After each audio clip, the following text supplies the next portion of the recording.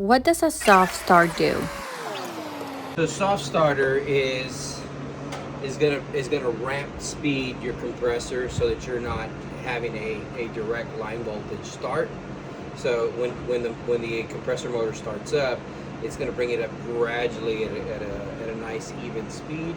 It'll reduce overload on your circuit and on your compressor itself. It's really great to have for generators because it puts less stress and startup current on your actual generator.